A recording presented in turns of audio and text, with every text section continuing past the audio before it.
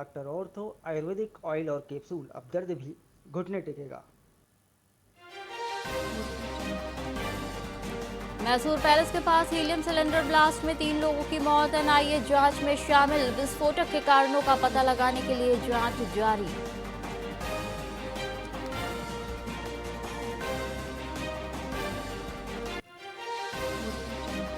रायपुर पहुंचे धीरेन्द्र शास्त्री, पुलिसकर्मी ने जूते टोपी उतारकर पैर छुए। सरकारी विमान से यात्रा पर विवाद, कांग्रेस ने कहा खजाने की डकैती।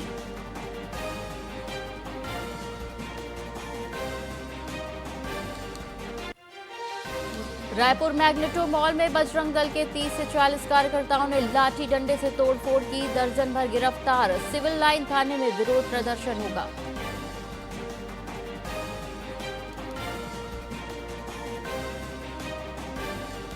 छत्तीसगढ़ शराब घोटाले में ईडी ने 68 करोड़ की प्रॉपर्टी अटैच की। निरंजन दास समेत 81 आरोपी, सौम्या चौरसिया सहित अधिकारियों पर भी कार्रवाई।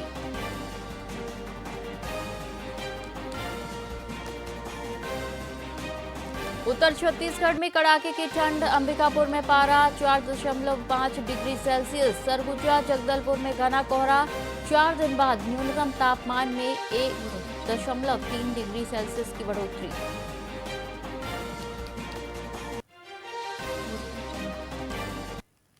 नमस्कार, आप देख रहे हैं वीआईपी न्यूज और मैं हूं आपके साथ एकता सिंह। आइए रुक करते हैं खबर की ओर। छत्तीसगढ़ के राजनांदगांव जिले के छुरिया ब्लॉक अंतर्गत ग्राम गोडलवाही में मुख्यमंत्री विष्णुदेव साय ने शहीद ज्ञान सिंह नायक की प्रतिमा का अनावरण किया। इस अवसर पर मुख्यमंत्री ने हायर सेकेंडरी स्कूल भवन और प्री मैट्रिक छात्रावास भवन का लोकार्पण भी किया। साथ ही क्षेत्र में होने वाले अन्य विकास कार्यों का भूमि पूजन कर ग्रामीणों को सौगात दी। मुख्यमंत्री ने शहीद ज्ञान सिंह नायक के बलिदान को नमन करते हुए उनके योगदान को याद किया। कार्यक्रम में बड़ी संख्या में ग्रामीण जनप्रतिनिधि और अधिकारी मौजूद रहे। ज्ञान सिंह को याद करते हुए पूरे क्षेत्र के लोगों ने माननीय मुख्यमंत्री को आमंत्रित किया था। आमंत्रण तो पहले हुआ था, मगर ये कार्यक्रम में व्यवधान आ गया बारिश की वजह से। दोबारा फिर कार्यक्रम बना के मुख्यमंत्री जी आए, मैं उनको धन्यवाद देता हूँ।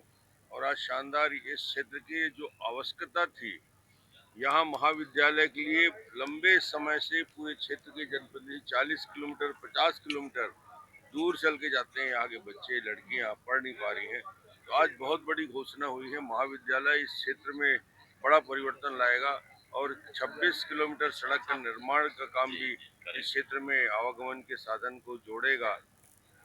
शक्ति दिवस के सबको बधाई देता हूँ, शुभकामनाएं देता हूँ।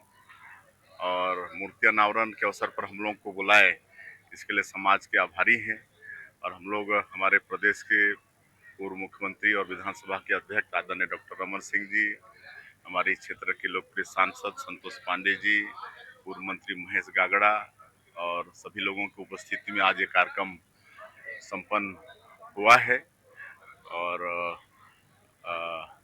आज इस क्षेत्र की मांग के अनुसार इस क्षेत्र में दूर दूर तक उच्च शिक्षा के लिए महाविद्यालय नहीं था, तो उसकी घोषणा हुई है। आने वाले समय में उसकी स्थापना यहाँ पर करेंगे और एक रोड जो कई गांव को जोड़ता है और 20,000 से ज़्यादा लोग उससे लाभान्वित होंगे, तो उसका भी निर्माण कराएंगे। यहाँ पर स्कूल है, उसका बाउंड्री भी नहीं है, तो उसका बाउंड्री की भी घोषणा हुई है। और एक समरसता भवन की भी मांग हुई है, जिसको आदरणीय सांसद जी पूरा करेंगे। उनके तरफ से समरसता भवन का निर्माण किया जाएगा। शहीद ज्ञान सिंह को याद करते हुए पूरे दुर्ग में पूर्व सीएम भूपेश बघेल द्वारा कथावाचकों पर टोटकों के आरोप लगाने के बाद सियासत गर्मा गई है। पंडित धीरेन्द्र शास्त्री ने पलटवार करते हुए कहा कि अगर हिंदुओं को जोड़ना अंधविश्वास है तो विरोध करने वाले देश छोड़ दे। वहीं सांसद संतोष पांडे ने कांग्रेस पर लगातार सनातन धर्म का अपमान करने का आरोप लगाया। देखिए, नेताओं के बयानों पर हम जवाब नहीं देते क्योंकि हम नेता नहीं हैं, पर फिर भी हम एक बात जरूर कहना चाहेंगे कि हिंदू जोड़ना, हनुमान जी की भक्ति का प्रचार करना, राष्ट्रवाद के प्रति जगाना यदि अंधविश्वास है तो जिन्हें ये अंधविश्वास लगता है उन्हें देश छोड़ देना चाहिए। देश की आजादी की लड़ाई में तब हिंदुस्तान में देश आजाद हो गया तब बदल नहीं, मुगल मन शासन करे तब खतरा नहीं, सुल्तान मन मुसलमान मन इस सत्ता में तब खतरा नहीं। लेकिन जब से ये आरएसएस और बीजेपी और भारतीय जनता पार्टी सरकार में आए तब से हिंदू का हमेशा सनातन का विरोधी रही है। राम सेतु की जब बात आई तो उन्होंने कहा यह काल्पनिक है। भगवान राम को उन्होंने मैथ कहा, काल्पनिक कहा। कांग्रेस पार्टी हमेशा से, इनके जो कपिल सिब्बल थे, ये बाबरी मस्जिद एक्शन कमेटी की ओर से विधि मंत्री रहते हुए भी वकालत करते थे। ये किस मुंह से बात करते हैं? राम मंदिर बन चुका, आमंत्रण मिला, किंतु गांधी परिवार दर्शन करने नहीं गया। रायपुर में भाजपा नेता अमित चिमनानी ने प्रेस कॉन्फ्रेंस में कांग्रेस पर सनातन धर्म के खिलाफ साजिश रचने का आरोप लगाया। उन्होंने कहा कि कांग्रेस हमेशा धर्मांतरण का समर्थन और संतों का अपमान करती रही है। चिमनानी ने धीरेन्द्र शास्त्री पर की गई टिप्पणी को निंदनीय बताते हुए पूर्व मुख्यमंत्री भूपेश बघेल से माफी की मांग की। आज की इस प्रेस वार्ता में बहुत स्पष्ट रूप से मैं कांग्रेस के ऊपर यह आरोप लगाना चाहता हूं कि जो भी धर्मांतरण का कार्य होता है वो कांग्रेस के संरक्षण में ही होता है और कांग्रेस हर उस व्यक्ति के खिलाफ खड़ी होती है जो धर्मांतरण का विरोध करता है। वो चाहे कोई राजनीतिक दल हो भारतीय जनता पार्टी के रूप में, वो चाहे कोई व्यक्ति विशेष हो या वो कोई संत हो।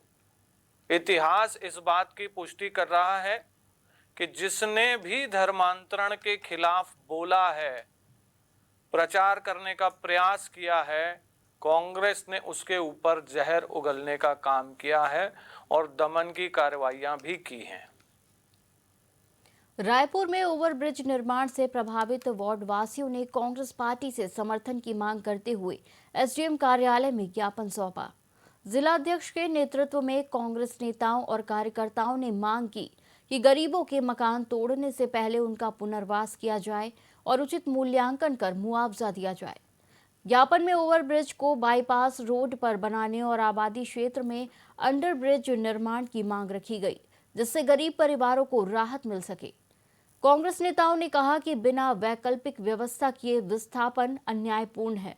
इस दौरान बड़ी संख्या में कांग्रेस पदाधिकारी, पार्षद और वार्डवासी मौजूद रहे।